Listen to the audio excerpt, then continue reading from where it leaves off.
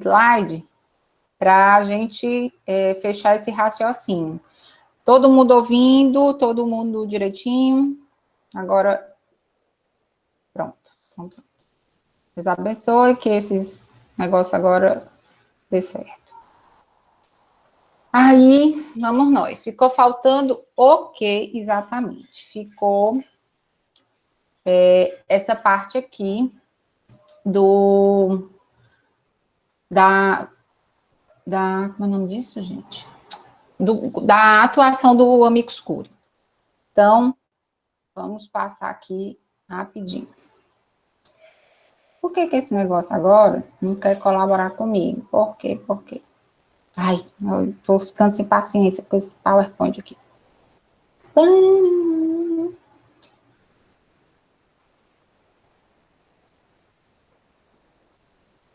negócio agora tá sem convida própria. Pronto. Ficou faltando exatamente esse trechinho aqui. Pronto. Foi esse danadinho aqui que ficou faltando. Quem pode atuar como amicus curiae, que aí quem trouxe essa demanda, amanhã tem aula, não. Quem pode atuar como amicus curiae, a gente conversou. Quem encabeçou essa pergunta aí foi até a Duda Fernandes. E ficou, acho que faltando só esses 3 pontos finais, que é admissão, mas eu tenho quase certeza que a gente comentou também, no sentido de a admissão do amicus curiae, né, ela passa por um juízo de admissibilidade do julgador. Então, quem faz essa avaliação da conveniência para o amicus curiae atuar ou não é o próprio juízo, né? Seja ele o de primeiro grau ou os demais, né? Se for tribunal superior ou segundo grau, etc. E logo que o amicus curiae é admitido, ele já tem, né, definido também pelo próprio julgador qual é a forma, né, que ele vai atuar no processo, que é o que a gente fala de extensão dos poderes de atuação. É muito comum que o amicus curiae, ele faça a sua atuação por apresentação de manifestação, né, de parecer sobre aquela perspectiva que ele quer defender, né, por ser um parecer, por óbvio, que tendenciona a um viés, né, a um lado da matéria que está sendo ventilado dentro da demanda judicial. Mas, além disso, né, além da forma que ele pode atuar, e ele pode atuar tanto de forma escrita, que é o mais comum, mas também pode atuar de forma oral. Em especial, essa forma oral, ela acontece nos tribunais superiores, que aí, nessa situação, né, se aproxima de sustentação oral mesmo, que a gente faz como advogado, né, em tribunais que não precisa ser necessariamente superiores. Pois bem, e eu acho que eu cheguei a falar, e me digam aí se eu falei ou não, que eu disse que quando o amicus curiae não é aceito na demanda, ele não tem como recorrer dessa decisão. Ou seja, a decisão que admite a atuação de amicus curiae, ela é irrecorrível. Cheguei a falar nisso, sim ou não?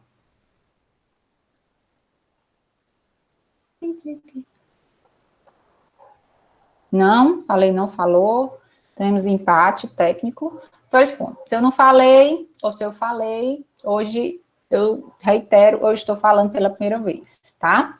É irrecorrível, tá? Essa situação de admitir ou inadmitir, não lembro, a pessoa mais honesta daqui, Maia. Lindo, João Vitor também. E a questão da atuação recursal. Quando o juiz admite, né, a atuação do amicus curiae, além dele dizer que forma deve ser a atuação, a extensão dessa atuação, né, que a gente fala de extensão dos poderes, o que é que acontece? O amicus curiae, como regra, a participação dele se concentra nisso, na apresentação oral ou escrita do parecer técnico ou especializado, né, sobre determinada nuance ou interesse institucional, né, que é o que ele tem que demonstrar no processo como terceiro. Mas, excepcionalmente, apesar da letra da lei dizer expresso, ao amicus curiae não é possível recorrer, eu tenho duas excepcionalidades, inclusive no próprio artigo 138, agora é que eu estou entendendo, Valério, que tu me falou ontem. Corrijam aí nesse slide depois, você pega esse 33, aí você bota 38, tá? Porque isso aí tá errado mesmo. 138. No próprio artigo 138, disciplina. Exatamente o quê? Disciplina que não é possível a atuação recursal do amicus curiae, mas excepcionalmente ele pode apresentar dois instrumentos processuais que a gente até questiona se de fato são recursos, mas em lato sensu eles são recursos sim, que é o embargo de declaração, e ele também pode se manifestar no IRDD, que são as demandas repetitivas, tá? Então, excepcionalmente, o amicus curiae pode chegar a atuar de forma recursal nessas duas hipóteses, porque elas foram excepcionadas no próprio artigo 138, certo? Mas lembrando, qual é a situação? É que, como regra, não é possível ao amicus curiae interpor recurso. Ok, uma coisa que é bem diferente das figuras típicas para as figuras atípicas de intervenção em terceiro, que é a modificação de competência. Em regra, quando um terceiro interessado ingressa no processo, um dos elementos que a gente também avalia, né, na demanda, repito, são as demandas dos embargos de declaração, tá? Tá bem aí no 138. Quem é que tá com 138 aberto, gente? Para me ajudar um pouquinho, para a gente ver a literalidade do texto. Valeu, Mariana. Mariana, olha, o Simão tá ajudando também. É para ler? É para ler. O juiz ou o relator... Não vai estar. Mari, só que não vai estar, vai estar nos parágrafos, tá? Tá. Posso ler o parágrafo primeiro? O parágrafo primeiro pode, deve. A intervenção de que trata o caput não implica alteração de competência, nem autoriza a interposição de recursos, ressalvadas a oposição de embargos de declaração e a hipótese do parágrafo terceiro. Pronto, aí vai para o parágrafo terceiro. Parágrafo terceiro. O amicus curiae pode recorrer da decisão que julgar o incidente de resolução de demandas repetitivas. Pronto, que é o que a gente chama de IRDD, tá? Ou IRDR. O desse DD aí é porque é demandas diretas repetitivas, mas é mais, a nomenclatura ficou para mim, mas enfim, correto seria IRDR, né? Então, são essas duas únicas hipóteses que são, eu não posso nem dizer que são recursos estritos, mas tem, é o que a gente chama de sucedâneo recursal. Vocês vão ver isso com o professor Ricardo Abreu, muito conhecido no horário CD noite, da segunda e quarta também, como gaúcho, tá? E aí, modificação de nada lá, modificação da competência. A Mariana, quando leu o parágrafo primeiro, ela já acabou resolvendo aí esse último tópico. Quer dizer o quê? Nas figuras típicas, né, de intervenção em terceiro, quando o terceiro entra no processo, uma das questões que se analisa processualmente é se esse terceiro, ele tem um condão de deslocar a competência do juízo originário para o outro juízo.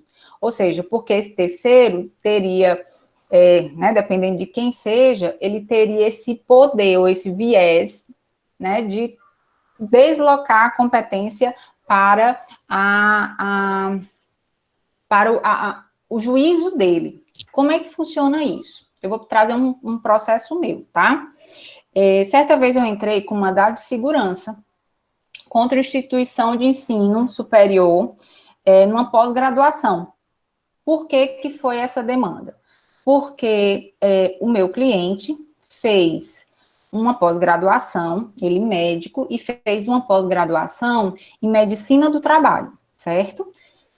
Quando ele completou todos os requisitos, ou seja, ele cumpriu todas as disciplinas, apresentou o artigo, né, da correspondente àquela especialização, ele requereu por óbvio, né, o certificado de conclusão daquele curso. E a instituição de ensino superior, que é, né, privada, ela se recusou. Nisso, como ele tinha preenchido todos os requisitos, o que é que eu fiz? Eu entrei com mandado de segurança, dizendo que eles tinham um direito líquido e certo, e diante desse direito líquido e certo, a justiça determinasse a expedição daquele certificado, certo? Pergunto a você, meu cliente é uma pessoa física, né, um médico, enfim, e o demandado é uma empresa privada que atua no ramo de ensino superior. Pergunta é, essa demanda vai para justiça comum ou especial? Comece por aí, comum ou especial? Lembrando que a especial são aquelas 3 federais: trabalhista, militar e a eleitoral. Comum ou especial? Comum. Não tem como errar. Mas comum estadual ou comum federal?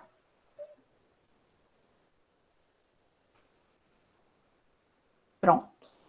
Simão, estadual. Gabi, estadual. Estadual, instituição de ensino superior privada, empresa privada. Estadual, estadual, estadual. Tá. Olha que interessante. E eu fiz isso, eu ajuizei para esse mandado de segurança para a Justiça Estadual, né, uma vara civil da Justiça Estadual. Quando chegou na Justiça Estadual, o juiz da vara civil, que pegou esse processo, né, que foi distribuído para ele viu a seguinte situação, que seria do interesse jurídico do MEC a participação desse processo como terceiro interessado. E a pergunta é, por quê? Por que o juiz do Estado, da vara civil, disse assim, olha, vai ter que a atuação do MEC, do Ministério da Educação, nesse processo? Por que vocês acham nisso? Isso.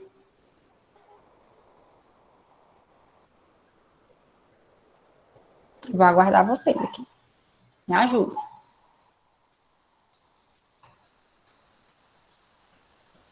Não sei, não.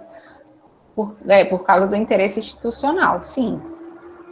Porque a matéria, né, a matéria que envolvia o pedido, que é a expedição de diploma, ela está diretamente ligada ao controle do Ministério da Educação. Vocês, em especial, quando terminarem agora, né, essa graduação, vocês vão ver que demora um pouquinho para chegar o diploma de vocês, que é um diploma que é expedido em papel moeda, que é, né, expedido, por sua vez, pelo Banco Central e cheio de referendas, né, referendado pelo Ministério da Educação. É um papel com estrito controle, né, nas suas autenticações. Então, quando o juiz do Estado, aqui em Fortaleza, verificou essa pertinência, o MEC, de fato, se manifestou como um terceiro interessado, e, como terceiro interessado, em que figura? Seria mais ou menos o quê? Né? Seria uma figura de amicus curiae? Seria uma figura de assistência, no caso, uma assistência simples ou litisconsocial? Conseguem ver que tipo de figura alcançaria essa situação? Começando, típica ou atípica? Está mais para amicus curiae ou está mais para uma assistência típica ou um chamamento ao processo ou uma denunciação da lei? Ana Beatriz vê mais atípica, Gabriela atípica,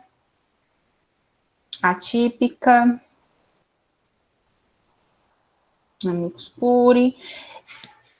É uma figura que lembra um pouco amicus curiae, só que qual é a grande diferença? O MEC está ali para dar um parecer no sentido de apresentar seu interesse institucional naquela demanda, ou ele está ali para assistir a demanda e acompanhar a demanda, né? Então, no caso da expedição de diplomas, é para acompanhar a demanda, ele não está ali para defender quem tem razão, até porque é uma matéria que o interesse do MEC é saber que, de fato, foi expedido um diploma que foi preenchidos todos os requisitos pelo aluno, né? Então, é mais para uma figura atípica, ou melhor, típica. E nessa figura típica, como acontece com todas as espécies de figura típica, quando o terceiro interessado ingressa, ele tem um condão de deslocar a competência. Então, esse processo que em uma noite estava na justiça estadual, no outro dia já tinha sido encaminhado para a Justiça Federal, por conta dessa intervenção do MEC, tá? Porque ele veio ali como terceiro. E aí, essa é uma diferença da figura do amicus curiae para a figura típica de intervenção. Porque o amicus curiae, quando ele participa do processo, ele não tem o condão, ele não tem o poder de fazer esse deslocamento de competência. Então, eu posso ter o processo que for na justiça estadual, e se vier qualquer ente federal, e ele vier pela atuação do amicus curiae, ele atua na justiça estadual sem fazer esse deslocamento de competência para a justiça do ente federal, certo? Então, só fechando aqui o raciocínio. O amicus curiae, que é uma figura atípica de intervenção de terceiro, seja ele o ente que for, a sua atuação, ela não tem o condão, ela não conduz a deslocamento de competência, certo? Mesmo que esse amicus curiae seja um ente um ente federal ou qualquer, né, outro similar que tem esse deslocamento de competência. Você vai explicar, menina, eu não sei porque eu estou tendo muita dificuldade nessa relação de disponibilizar a gravação, porque o arquivo é gigantesco. Já me disseram aí, pois é, a Laís tem que me dar uma aula para ver como é que ela faz isso. Porque eu já tentei várias vezes, receber até mensagem do YouTube, de que eu tenho que comprar mais um pacote de dados, sei lá como é que é, tá? Vou conversar com ela. Djalma também coloca, mas Djalma coloca um pedacinho, né, ou pedacinhos. Mas eu vou lá fazer. E eu também vou ver como é que faz porque eu sei que a Laís faz isso. Ela coloca, né, só vocês, disponibiliza só para vocês, certo? Mas por que é que vocês querem ver essa aula gravada? Cadê vocês? Me abandonem, não. Hora mais. Coitada da Laís, que é na hora da live lá da Marília Mendonça, misericórdia, imagine ela. Mas eu vou perguntar a eles dois, tá? Não se preocupe, não. Ok. Então, olha, modificação de competência comum nas figuras típicas de intervenção de terceiro. Na figura atípica, especialmente amicus curiae, a atuação do amicus curiae não faz o deslocamento de competência. Estou entendendo, mas não me abandonem, não.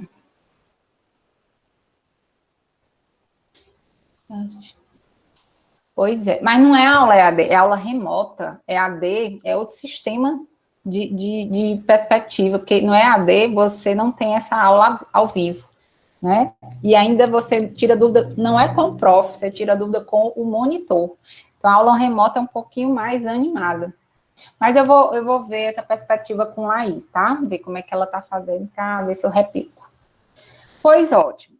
Sim, e passando aqui para o finalzinho do amicus curiae para fechar, eu eu prometi, até parece que você está esperando, né? Falar só sobre esses últimos pontos aqui, que são os julgados que ainda vão ocorrer e que são hoje, né, os mais atuais, certo? Estou entendendo. Vou estudar direitinho essa possibilidade da gravação, tá? Ou melhor, de disponibilizar. Falar sobre os atuais situações que estão ainda, né, para ser analisado pelo STF e que repercute também a participação do amicus curiae, tá, gente? Então, assim, uma demanda que está aí para ser apreciada e que o IBDFAM atua já foi admitido como amicus curiae, é essa aqui, ó, o exemplo da atuação do amicus curiae, que no exemplo é o IBDFAM, no julgamento das uniões estáveis simultâneas, né, que é essa possibilidade de se manter mais de uma união estável, né, ao mesmo tempo, né, no atual contexto, e aí é o que popularmente a gente fala de poliamor. Gente, Arthur William, alguém conhece Arthur William? A gente vai dar um alô. Oi, Arthur, diz aí quem é você, se apresente para nós. Raquel Amauri, é tu, Amauri? Pois então. Por que... Oi, Arthur. Oi, Amauri, eu tô achando que é a Amauri. Por que essa situação aqui das uniões estáveis simultâneas, ela veio à tona agora, recentemente, há um mês, mais forte? Ela veio com o caso da situação lá do Gugu. Acho que todo mundo meio que acompanhou a situação, né, da disputa pela herança do Gugu, né? O Gugu morreu, tal, tinha uma situação que ele vivia, né? Tinha os filhos, tinha até então a esposa, e depois do falecimento veio aí uma rebordose de situações jurídicas em relação a essa sucessão, especialmente para ver quais eram aqueles que poderiam, né, ser configurados como sucessor. Diz aí, Arthur, boa noite, quem és tu? Diz aí, tu é de onde?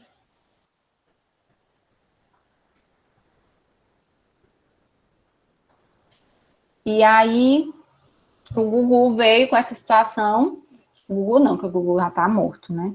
A repercussão jurídica quanto a isso ocorreu por quê? Porque, primeiro, a esposa veio com a situação de dizer que ela mantinha uma união estável, quando a família, né, na verdade, a mãe, representada pela irmã, né, disse que não, que eles nunca tinham vivido uma situação de união estável, tinha um contrato que especificava lá as obrigações de cada, e depois dessa situação, vocês estão só prestando atenção no Arthur, presta atenção aqui. Arthur, presta atenção também, tá? Antes que eu te exclua e você se manifeste aí. Seguinte, e a situação da disputa veio a reviravolta para essa novela A Usurpadora, que veio o possível companheiro do Gugu também querendo se habilitar nesse inventário, que é uma matéria que vocês vão estudar lá em processo 4. E nisso decorreu também a discussão. Tá, é possível que o Gugu vivesse com a, né, suposta companheira com quem ele tem 3 anos, mas também viver simultaneamente com esse companheiro? Jogo a pergunta para Arthur. O que é que tu acha, Arthur? É possível a história do Gugu? Não, mas responda. Veio aqui, é o Amauri. E se não for o Amauri, né? Mas assista, responda. Você acha que é possível ter duas uniões estáveis ao mesmo tempo dentro de uma perspectiva temporal simultânea? Não. Simão logo é monogâmico. Negócio de litisconsórcio amoroso aqui não dá certo não, né, Simão? Quem mais? Voltem à luz. Por favor. Arthur Almari, não. Amanda, não. Depende do caso. Acontece tanto isso. Gabriel, que é ali do Cariri, como eu, sabe disso, porque nossa região tem essas coisas também. Complicado, complicado, é. Tá, e é tão complicado que o STF também está pensando sobre isso. E o IBDFAN veio exatamente com o amicus curiae para dar a perspectiva dele. Todo mundo sabe a figura do Instituto Brasileiro, né, de Direito de Família, todo mundo sabe qual o papel dele juridicamente, no sentido, em defesa de que ele atua. Todo mundo conhece o IBDFAN?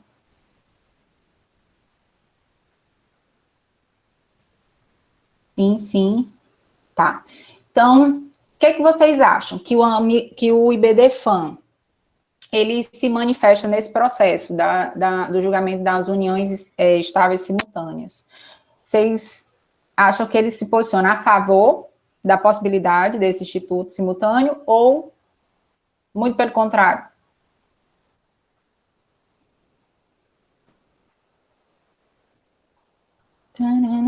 Cri, cri. Mariana acha que contra, vai ser contra. Será?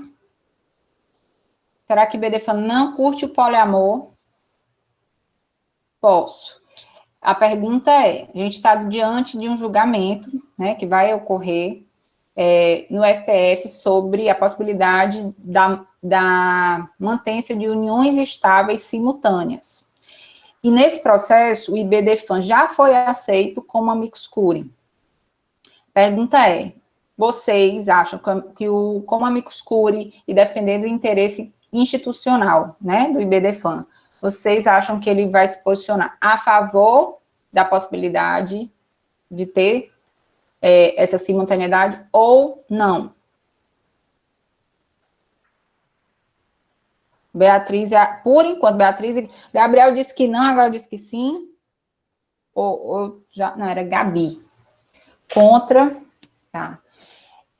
Eu tô achando que vai ser a favor, porque existe, né, aí uma defesa muito forte da relação fática.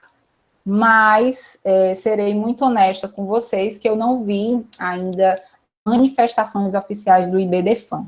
Eu já vi alguns representantes do IBDFAN, mas eu ainda não vi do colegiado, né, do documento que vai ser exposto nesse processo. Então, vamos lá. Teve um caso no Rio que um homem conseguiu união estável com duas mulheres.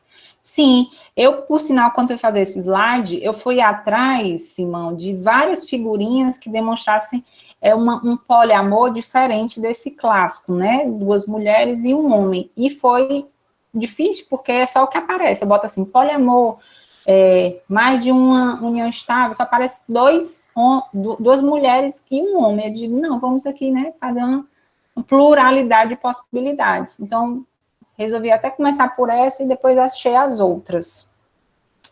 Pois bem, vamos nós. E era isso sobre amicus curiae. Vocês têm alguma dúvida sobre amicus curiae? Eu até falei demais, eu acho que é porque esse negócio de aula remota, eu fico falando, não sei se vocês estão aí, se não estão, aí eu desembesto a falar. Mas de amicus curiae é isso. Professora, terminou? Já vamos para a live da Marília Mendonça? Não, nós não vamos ainda para a live, até porque a Marília Mendonça nem lá está. Porque eu fico sabendo depois de algumas coisas, quando termina a aula, fico sabendo dos backstage, tá?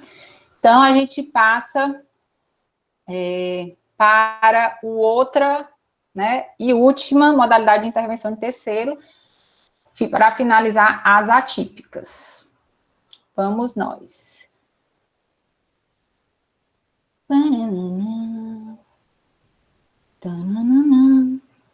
Pronto, tá todo mundo vendo aí PJ e PF, bem fofamente.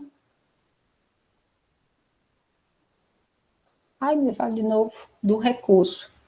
Falo. Do recurso do amicus curiae, em regra, não é possível recorrer, o amicus curiae não pode recorrer no processo, com a exceção da possibilidade de apresentar embargos de declaração e também de apresentar um incidente que se chama incidente de demandas repetitivas, tá? IRDR. Pronto, aqui foi. Ok, sim. Vamos finalizar agora essa brincadeira. Forma típica e última de intervenção de terceiro. Incidente de desconsideração da personalidade jurídica. IDJP, tá? Tô adorando uma sigla para poder gravar esses nomes grandes. Então, é isso. Incidente de desconsideração da personalidade jurídica.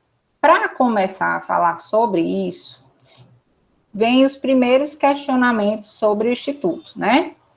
E um dos primeiros questionamentos é exatamente esse. Que é o quê?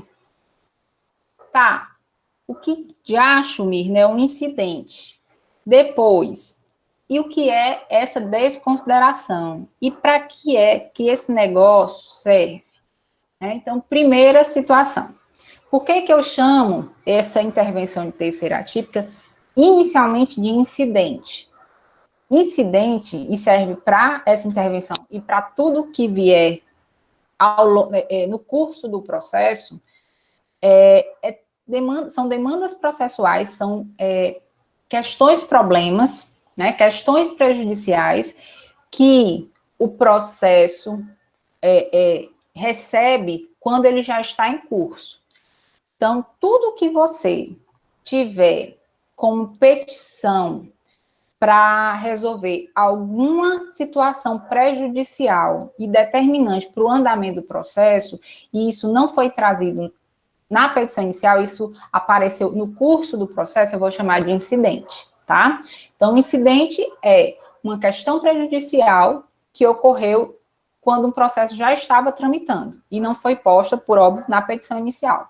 Então, essa intervenção de terceiro, ela é um incidente, por quê? Porque ela vai ser instaurada quando o processo já está em curso.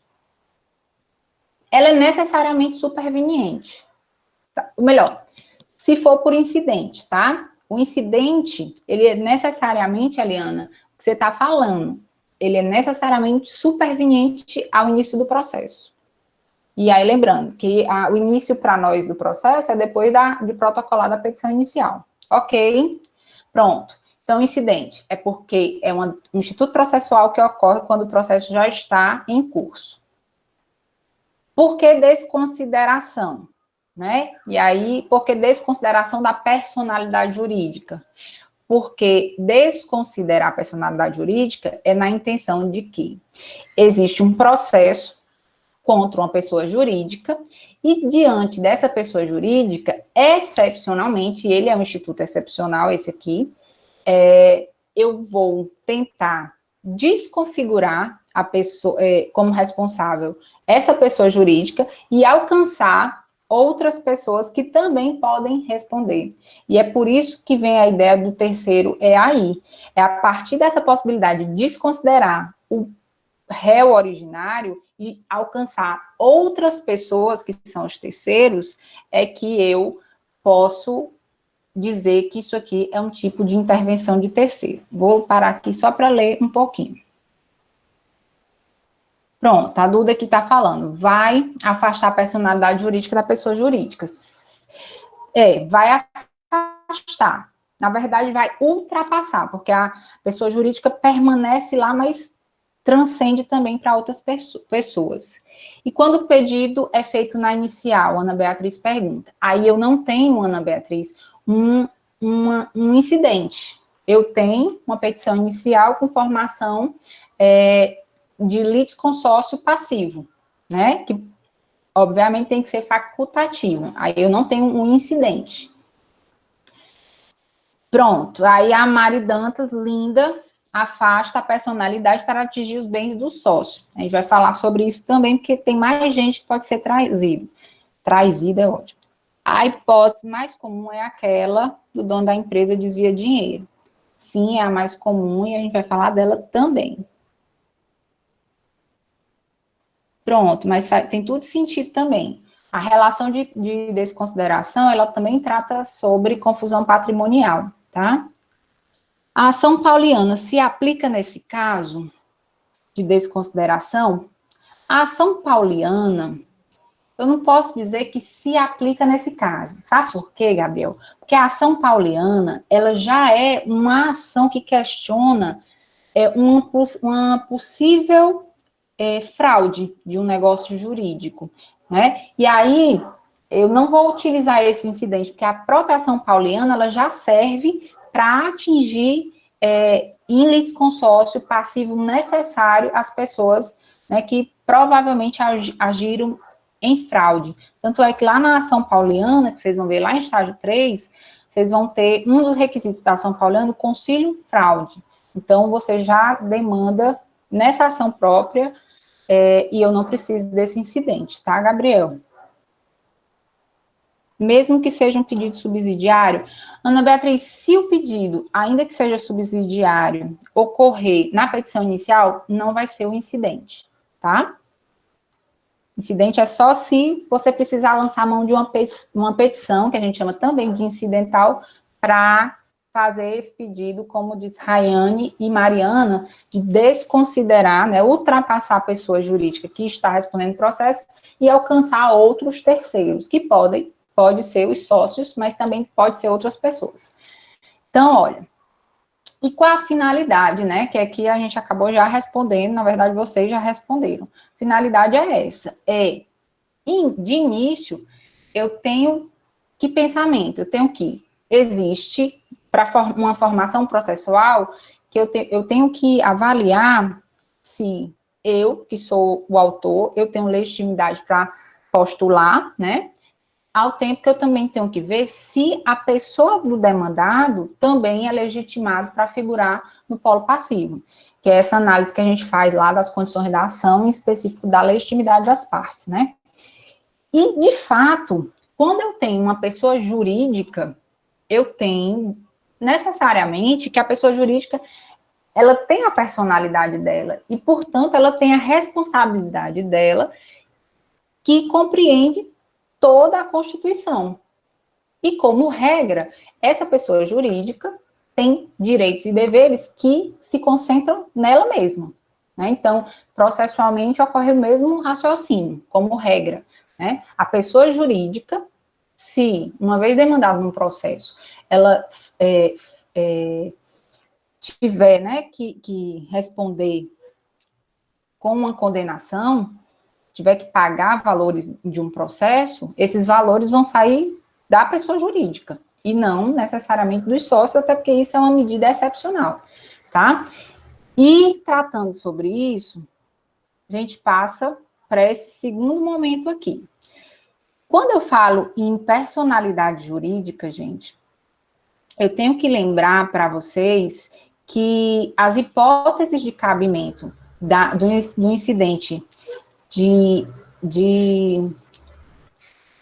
do incidente de desconsideração, ela tem toda a referência no direito material. Processual, por que eu trato disso em processo civil, né? No sentido assim, por que o processo civil trata disso? Porque existe um procedimento, um passo a passo, para que eu maneje essa desconsideração. Mas, assim, averiguar se existe a possibilidade ou não para ingressar com esse incidente é uma questão intrínseca ao direito material. E aí vamos nós. Mirna, me diz aí, quais são as previsões que eu tenho que estudar para averiguar na minha vida prática, na minha vida profissional, se é cabível ou não um incidente desse. Eu ingressar com petição no curso de um processo, porque eu acho que é possível, além da pessoa jurídica, eu trazer para esse polo passivo os sócios ou até o administrador, né, da empresa. E aí eu tenho várias possibilidades de ajuizamento e de cabimento. Eu tenho previsão do incidente de desconsideração lá no Código Civil, certo?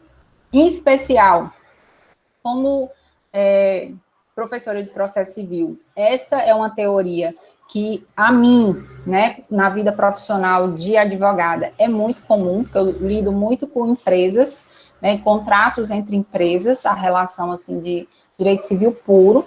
Então, lá no artigo 50 do Código Civil, eu tenho exatamente as hipóteses de cabimento do Instituto, que é exatamente o que a Mariana e a Rayane estavam tratando, sobre a hipótese de confusão patrimonial, né? Ou então o intento de fraude. E aproveitando aí, Rayane, tu nunca leu para mim, né? Para mim não, para a gente. Tu não quer abrir, não, aí enquanto tu se organiza aí para ler os 50? O artigo 50 do Código Civil. Se organiza aí, que aí é o tempo que eu falo aqui. Mas eu sei que vocês estão também no direito do consumidor. Estou falando com você, meu amor. Olha aí o artigo 50 do Código Civil, nos ajude, separe aí, para você ler para nós, por favor. No Código Civil, também a gente tem a previsão, né? Eu sei que vocês estão com Sábio, né? Sábio, que é professor de vocês. É agora que sabe? É, né? É agora, no quinto semestre. Não posso ler, já estou aqui com ele aberto. Oh, coisa linda. Pronto, pois lê aí, Valéria. Em caso de abuso da personalidade jurídica, caracterizado pelo desvio de finalidade ou pela confusão patrimonial, pode o juiz decidir, a requerimento da parte ou do Ministério Público, quando lhe couber intervir no processo, que os efeitos de certas e determinadas relações de obrigação sejam estendidos aos bens particulares dos administradores ou sócios da pessoa jurídica. Pronto. Então, aí, ó, já fecha o raciocínio que tanto a Rayane apresentou como a Mariana Dantas, que foi de é possível o incidente de desconsideração da personalidade jurídica, no qual, né, se figura a possibilidade de trazer para o processo, né, e recair sobre a responsabilidade dessa demanda também sobre sócios ou até mesmo dos administradores. Mas quando, aí traz dois elementos do Código Civil. Ele traz a confusão patrimonial, mas ele também traz uma relação que diz respeito à perspectiva de fraude, né, uma possível fraude. Então, no Código Civil, que a gente trata como teoria maior, nós temos duas hipóteses que afiguram essa possibilidade do ajuizamento do incidente. E uma tem a ver com má-fé, que é esse intuito de fraudar, mas eu tenho outro que não tem nada a ver com má-fé. Eu tenho outro que trata uma má gerência da pessoa jurídica. Um dos exemplos que a gente já teve que resolver por meio desse incidente é quando, por exemplo, uma pessoa jurídica acaba... A movimentação financeira da pessoa jurídica, ela acaba se confundindo com movimentação da pessoa física, que pode ser, por exemplo, um dos sócios ou o próprio administrador. Isso aí é sabe assim, aquela coisa assim, tudo caminhando para dar errado? Pronto, é exatamente essa situação. Mas, menina, não tem nenhum dolo de prejudicar ninguém. Não, não tem nenhum dolo. Mas o dolo, a relação de fraudar, ela é uma das hipóteses, mas a outra hipótese não tem nada de má-fé, mas a má gestão da pessoa jurídica também pode ser um dos motivadores do incidente da desconsideração da personalidade jurídica, tá? Então, outra hipótese, vocês, como é que tá em consumidor, meu povo? Me digam, tá todo mundo amando consumidor, como é que é a relação de vocês com o consumidor? Caio, diz aí, escreve aí.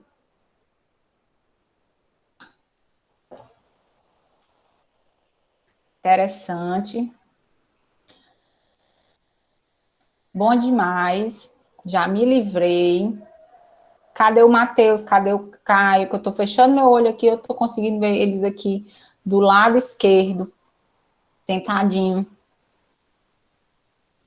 Já fiz. Cadê a Gabi? Gabi, bota aí. Clique, clique. Pronto. Olha, eu tô fazendo a chamada aqui, viu, também. Essas coisas de gente louca. É pra eu atestar que vocês estão aí comigo. Pois é, eu também gostei da minha matéria. Eu tive uma professora incrível de Direito do Consumidor, uma defensora pública maravilhosa. E, enfim, vocacionada à docência. Eu também gostei bastante. Mas por que que eu tô falando deles? Porque o Código de Defesa do Consumidor também apresenta esse instituto e apresenta numa extensão assim avassaladora, que o Código Civil fica assim mirradinho quando eu penso na perspectiva e nas hipóteses que cabe a desconsideração do incidente, quando eu falo de relação de consumo. E aí, nessa hipótese, eu tenho um artigo do CDC, que é o 28.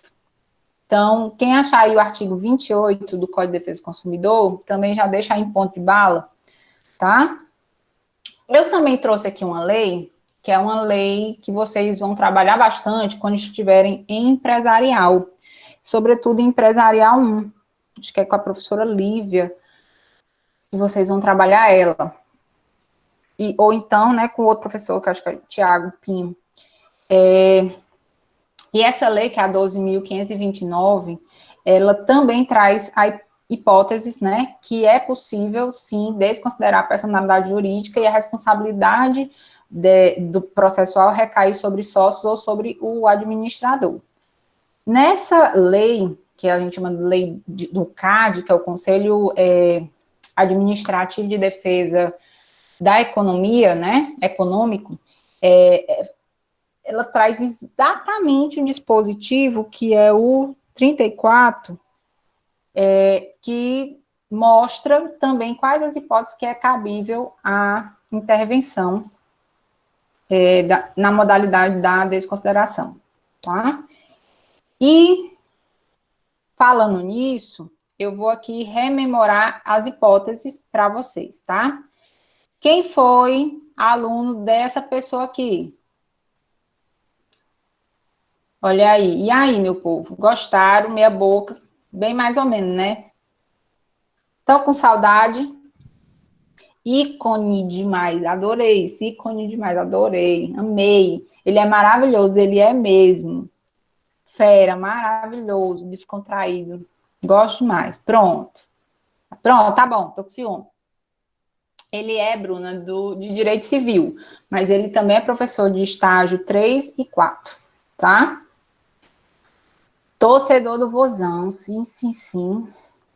Pois é. E o Nilo, eu botei ele aqui para vocês matarem a saudade, não pedi autorização para ele para expor essa foto dele, né? Se ele quiser que me processe, que eu não tô nem aí, tá, Nilo? Recadinho para você, me processe, se quiser me botar na justiça, que eu vou explorar aqui sua foto no meu material de aula, certo?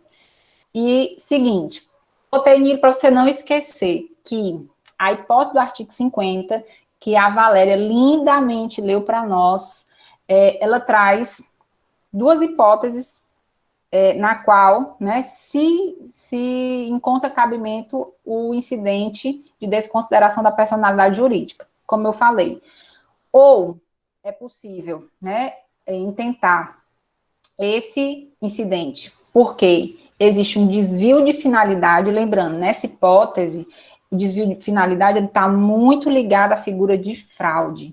Realmente é mais parecido com aquela história do laranjal, né? Aquela situação de má fé mesmo.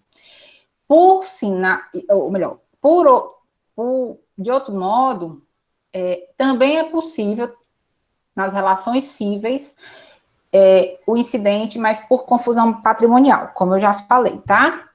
Pois bem, e o consumerista? Como é que funciona isso na relação consumerista? E esse aqui, vocês gostam desse FOFs aqui?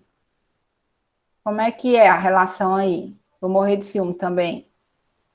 Estão amando? Estão sofrendo? Estão aí, gente. Quem é, gente? É o professor de Direito Consumidor, Bruninha. É o professor Sávio. Vocês estão fazendo com quem? Com a Marcelinha, é? Uhum. Ai, lindeza. CD Noite da Sexta. Eu saio de sala, ele entra. Fofíssimo. Caio, Marcela. Eu ia botar foto da Marcela também.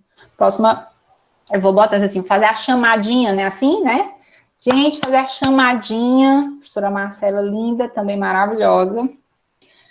Aqui já tem, né, dando depoimento aqui. Eu sofri com responsabilidade civil. Chamadinha, gente, chamadinha. Também não pedi autorização para explorar a figura do professor Sávio. Também, sabe, se quiser me processe, entre litisconsórcio aí com o NID, que eu não tô nem aí. Importante é a minha aula. Pois, chique não, máximo, né? Máximo de chiqueza. E, diferente das relações cíveis lá do professor Nilo, né? Que também é muito parecido com a minha vivência na advocacia, o professor Sávio já tem outra nuance. Maravilhoso, né, Livinha? E as hipóteses de intervenção de terceiro, né, da desconsideração da personalidade jurídica, ela é mais abrangente. Ela abrange a hipótese de abuso de direito, ela abrange. Que é isso? Pois é, fica aí na sua. Não estrague minha surpresa, Gabriel. Excesso de poder, infração da lei, fato ou ato ilícito ou violação do estatuto ou contrato social da empresa, e ainda, né, tá lá no artigo 28. Quem foi que pegou o 28? Alô, Belo Horizonte? Alô, cadê o povo? 28 CDC. Vou ler o artigo 28. Linda. O juiz poderá desconsiderar a personalidade jurídica da sociedade quando, em detrimento do consumidor, houver abuso de direito, excesso de poder, infração da lei, fato ou ato ilícito ou violação dos estatutos ou contrato social. A desconsideração também será efetivada quando houver falência, estado de insolvência, encerramento ou inatividade da pessoa jurídica provocados por má administração. Aí tem uns parágrafos. Não, precisa não, Gabi. Explorei demais você. Muito obrigada, meu amor. Esse 28 é lá do Código de Defesa do Consumidor, tá? E aí, aquela história. No Código de Defesa do Consumidor, meu amigo, consumidor tudo, para empresa nada. Então, as hipóteses são mais abrangentes e isso tudo naquela vertente que vocês estudaram ou estudarão ou estão estudando de proteção ao consumidor, certo? Pois bem, e o Gabriel já anunciou que o próximo slide, porque antes que cheguem aqui para me perguntar, né? Quem é essa linda? É a Laís Linda Mariel. E quem é esse boy aqui, magia? É o maridinho de Laís Linda Mariel, que eu não vou dizer aqui o apelidinho carinhoso de maridinho de Laís, né? Laís maravilhosa, é lindo, e eles são maravilhosos, sou madrinha de casamento, inclusive, deixa aqui esnobar, tá? Pois bem, eu já estou muito invasiva na vida, né, das pessoas, mas são todos muito meus amigos, Laís em especial, e Nilo também, é maravilhosa e comédia total. Tá bom, gente, tô com ciúme, tá bom, maravilhoso, tá bom, eu sei, eu também acho. Tô com ciúme, tá? Mas ninguém diz, né? Então, pois tá bom. Então, Mirna, antes que eu pergunte, você trouxe Laís Linda Mariel com o maridinho de Laís Linda Mariel, por quê? Porque eu sabia que vocês iam perguntar. Sim, Mirna, e lá no direito do trabalho, Mirna, tá mais pro Nilo ou tá mais pro Sávio? Pergunto a vocês.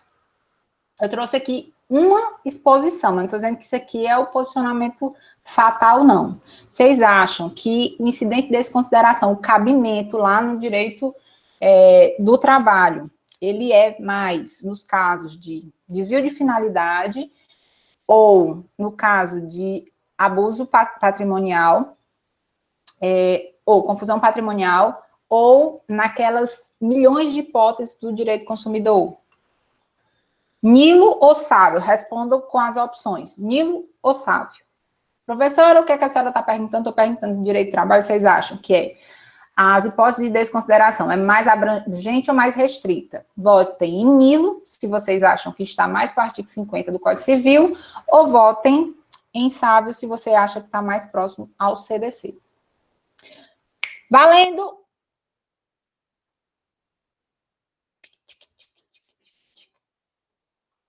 Nilo, Sávio, Sávio, Nilo, Nilo, Sávio. Por causa da vulnerabilidade, Sávio, Sávio, Sávio, Lucas, Sávio, Mariana, Sávio, tá, Sávio, Sávio, eu acredito. Olha aí, Jandervan. Cadê o Arthur? Arthur? Sávio. Pois é. Aí eu vou fazer só uma vírgula. Mesmo depois da reforma trabalhista, vocês acham que está perto do Sávio? É para responder, vírgula, mesmo após a reforma trabalhista? Mandinha sim.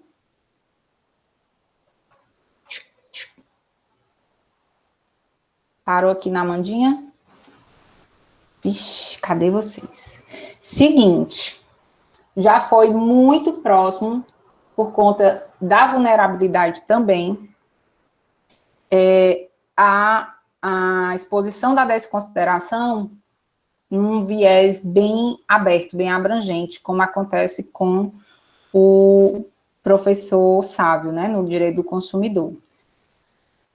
Mas, depois da reforma, de fato, a gente tem contornos mais objetivos das hipóteses. Gabriel, um pouquinho mais cedo, e aí, Gabriel, se eu estiver aqui colocando coisa que você não falou, você me diga, tá? Que é possível que eu me engane fácil, mas a situação, né, de não pagar, de demissão, ou seja, o não cumprimento da responsabilidade de pagamento, por si só, ela não gera essa extensão para se chegar na pessoa física dos sócios, tá? Então, assim, por muitos e muitos anos, o juiz, inclusive, né, e principalmente o juiz do trabalho, não precisava nem ninguém esperar para pedir. O juiz já fazia isso automático. Ele entrava contra, ou melhor, a pessoa entrava contra a empresa, no curso do processo, quando o juiz já verificava que a pessoa jurídica estava numa condição de insolvência ou incompletude de solvência, de pronto e de ofício ele já batia de pronto no incidente de desconsideração. E isso depois do Código de Processo Civil, né, o de 2015, e principalmente depois de várias organizações na redação da CLT, a gente tem contornos mais objetivos, tá? Então, não é mais tão abrangente como ocorria no direito consumidor. Mas é tão estrito, Mirna, como é o direito civil, no artigo 50? Não. Mas olha essa manifestação que foi em um julgado, né, que ocorreu, de uma ministra do TST. Alguém pode ler? Alguém que ainda não leu?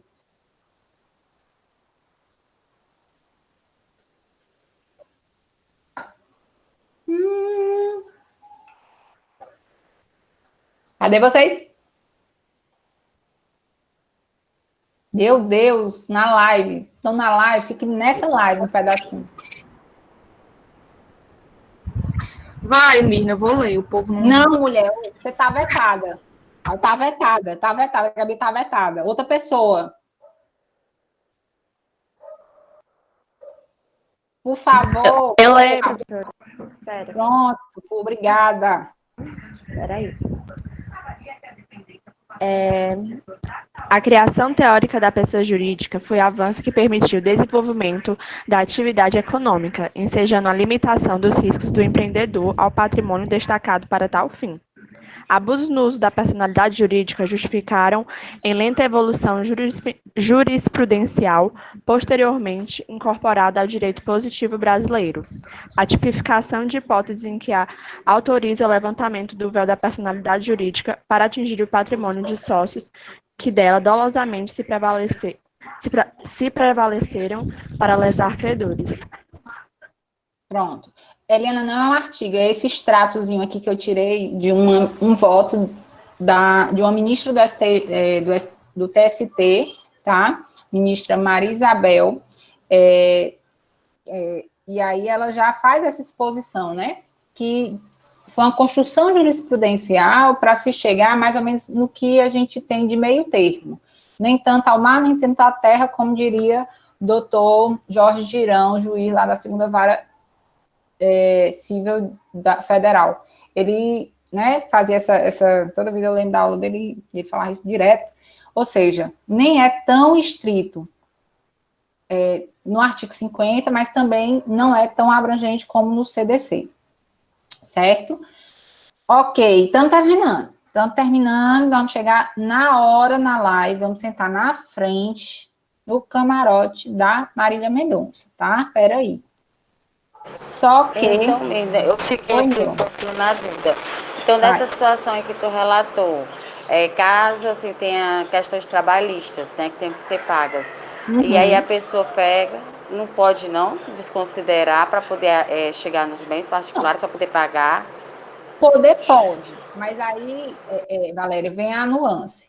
Poder pode, mas autorizado por quais hipóteses de cabimento?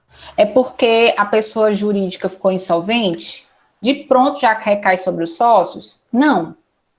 Né? Então, eu tenho que ter mais elementos hoje, inclusive, a Justiça do Trabalho tem adotado jurisprudencialmente que desses elementos que autorizariam, né, desconsiderar a personalidade jurídica seria essa demonstração do dolo, do intento de fraudar, para poder autorizar e chegar sobre os bens do sócio ou mesmo do administrador, tá? Então, nessa situação, a Justiça do Trabalho já foi muito ilimitado. Eu lembro uma vez, professora Vanessa, vocês conhecem, né, Vanessa Mello? Alguns são até, acho que aluno dela no estágio. Vanessa Mello, uma vez, sei lá, uns 8 anos, me ligou e disse assim, Mirna, eu tô aqui no escritório e uma das empresas, né, que é cliente do escritório, acabou um dos donos, acabou de ter os bens bloqueados pela Justiça do Trabalho, me salva aqui, porque minha área é outra. Aí ela foi me explicar, porque na época, né, há 8 anos, o que aconteceu? A pessoa processou a empresa, né, enfim, tinha uma empresa X, que era reclamada, e na hora que o juiz viu que a empresa estava insolvente, ele não pensou nem 2 vezes se tinha fraude ou se não tinha, se a empresa tinha quebrado efetivamente. Ele já mandou bloquear o valor na conta dos sócios. E um desses sócios era cliente da professora Vanessa. E aí, nesse caso, né, depois, principalmente do CPC, né, de 2015, que implementou, dizendo que, primeiro, o juiz não pode, de ofício, instaurar esse incidente, tem que ser provocado, sim. E depois, na Justiça do Trabalho, e a professora Laís provavelmente vai trabalhar isso com vocês, acho que em processo do trabalho, talvez, o mero inadimplemento não é um autorizador automático da desconsideração. Eu tenho que ter outros elementos que sejam essa possibilidade. Tranquilo? Tá. Mirna, e qual é o momento processual que eu posso ingressar com o incidente de desconsideração de personalidade jurídica? Esse incidente, eu posso dizer que o único momento que ele não pode ser instaurado é na petição inicial, porque se for na petição inicial é aquilo que a Ana Beatriz perguntou. Eu não teria incidente, eu teria uma formação de litisconsórcio passivo facultativo, certo? Mas no caso do processo já estar em curso, eu posso entrar com esse incidente na execução, por sinal, como a Vanderlei está trazendo, que por sinal mais comum, por que, Mirna, que na execução é mais comum entrar com esse pedido, né, com essa petição para desconsiderar a personalidade jurídica? Porque é na execução que a discussão se volta à pergunta, como você vai pagar? Então, a gente só vem, muitas vezes, descobrir que aquele demandado, aquele réu, que já foi condenado, já transitou em julgado, a gente só vem descobrir que aquela pessoa jurídica não tem bens que responda pela condenação nessa fase de execução. E aí, nós, como advogados do processo e do autor, a gente tem que se desdobrar, às vezes até de uma forma investigativa, né, principalmente se for relação de direito civil, estrito ali, né, no caso do artigo 50, se não for uma relação de consumo, porque relação de consumo é bem aberto mesmo o viés das possibilidades, para demonstrar que existiu, ou minimamente, um desvio de finalidade ou uma confusão patrimonial, minimamente, tá? Não precisa ter os dois, tá, gente? Basta um desses elementos, no caso do direito civil estrito. E hoje, né, tá ali também permeando um pouquinho o direito do trabalho. Sim, então eu posso entrar logo depois de ajuizar a petição inicial, seja no processo de conhecimento, na fase de produção de provas, na fase recursal ou até mesmo na fase de execução, que é, com certeza, a mais comum. Até aí, tá tranquilo? Quero pelo menos uns 4 sim, ou pelo menos um sim, 3 não, um tá valendo, tranquilo, tá valendo também. Beleza. Tá. Vou voltar agora para uma pergunta para norteá-los sobre intervenção de terceiro. Eu quero a resposta, certo? Correto. Pergunta é: o incidente de desconsideração da personalidade jurídica como intervenção de terceiro atípica, ela é uma intervenção de terceiro espontânea ou voluntária, provocada ou de ofício?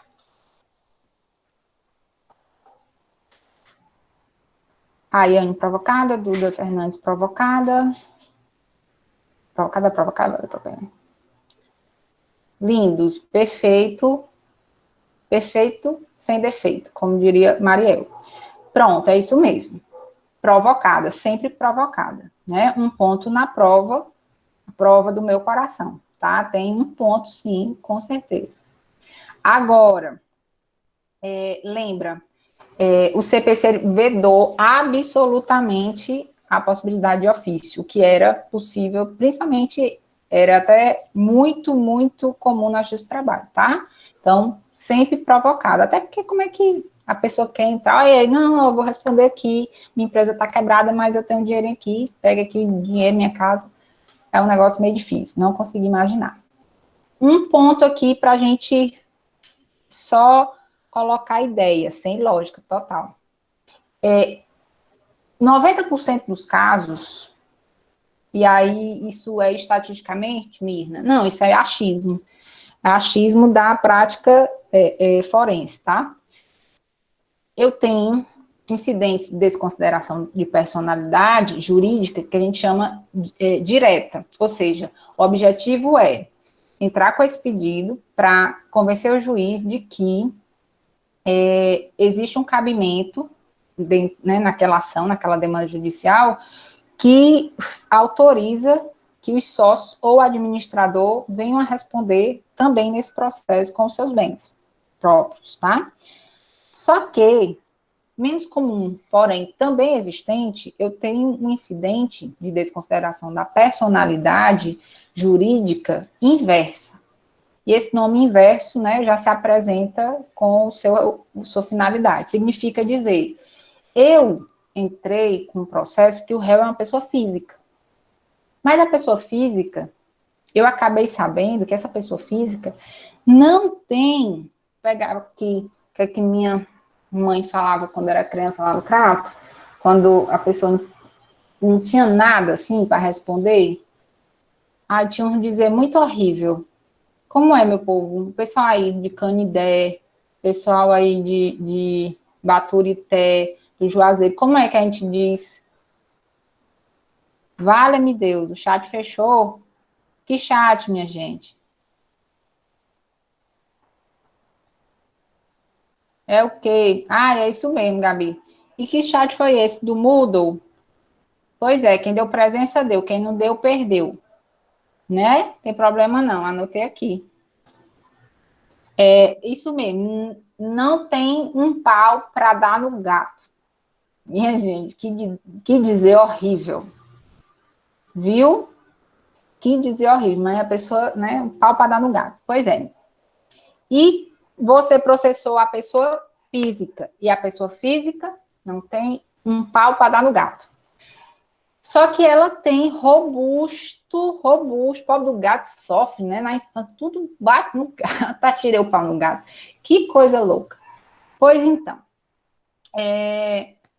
se você vê que a pessoa física não tem nada, mas ela faz parte de uma pessoa jurídica ou de pessoas jurídicas, e essas pessoas jurídicas que ela é sócia, tem sim patrimônio, é possível também pedir o mesmo incidente, agora com o nome de desconsideração da personalidade jurídica inversa. Até aí, tá de boa? Tá, meu povo? Presente. Vocês estão me dando presente aqui? Tô sim. Tá, então vou ver o que é que aconteceu no chat. Então, vou fazer a frequência aqui. Ó. Frequência, tá? E a gente encerra depois. Peraí, não vou fazer a frequência assim de cor doida, não. Peraí, eu vou chamar aqui lindamente. Não vai, não. Peraí.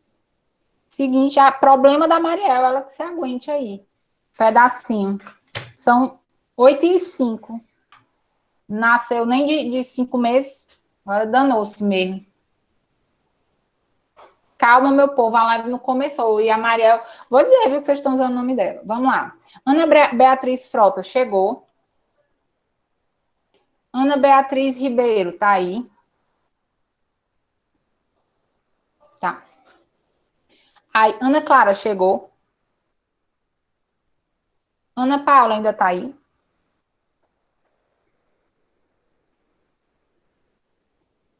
Tá, também o meu também tá, ó. Também estou com o meu chapéu.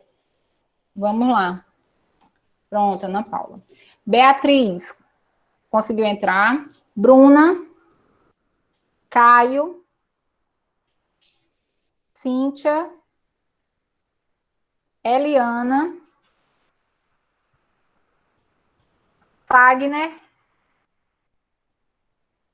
Amauri, Arthur. Jandervan. Evelyn. Ainda está aí, Evelyn, você? Manda aí mensagem lá. A professora está fazendo a chamada. Isaac. Jonathan não, né, gente? Gabriel, pessoal de Juazeiro, um alô. O Baby Som. João Vitor Bezerra. João Vitor, João Mapurumba. O Wellington, galera de Baturité. Lara, de Fortaleza, né? Livinha, que também é do interior, esqueci qual era, o interior de Lívia. Lucas, diga presente seu interior se você não for de Fortaleza. Linara, Aracapé, Livinha. Linara, Tauá. Lucas tá presente, Fortaleza mesmo, né? Duda Farias tá aí. Duda Farias. Duda Fernandes, eu estou vendo aqui um repertório especial para você, Duda Fernandes. Farias tá, viu? Vai ter uma coisa legal segunda-feira. Gabi Deodoro, Gabizinha, que segurou a onda aqui, eu tive que proibir ela de ler. Maria Rita, diga seu interior, Maria Rita. Vanderlene, também do interior, diga seu interior. Duas Mari. Mari Cordeiro e Mari Dantas. Matheus, tu tá aí, Matheus? Maia. Show. Paulo chegou. Priscila.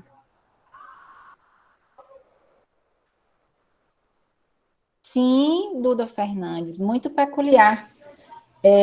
Rayane, sim, muito participativa hoje, amei. Priscila já deu presente, ok. Ricardo Batista. Ricardo Vieira. Beleza. Ricardo Vieira eu vi várias vezes, tadinho. Vi sim. Tá aqui. Qual é teu interior? Não, fique não, Ana Paula, porque tu tem maior cara de gente da capital. Mas diga. Simão.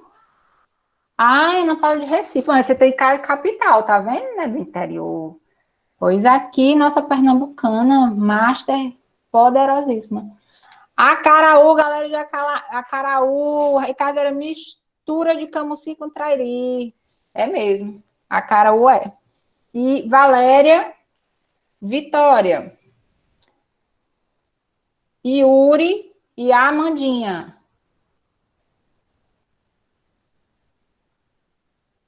É o quê, menino? Quixinha? Quixinha de açúcar. Quixinha, cratinho, né? Qual é teu interior? Yuri Quixadá. Olha aí. Beijo, galera. Vamos para a live da professora Laís, Marília Mendonça, ela que lute, porque vocês estão assistindo a aula e a gente vai se formar em direito, né? Para ser discípulo de Maria Mendonça, não, e seguir ela nas viagens. Beijo, Lara, beijo todo mundo, obrigada, gente, beijo, beijo.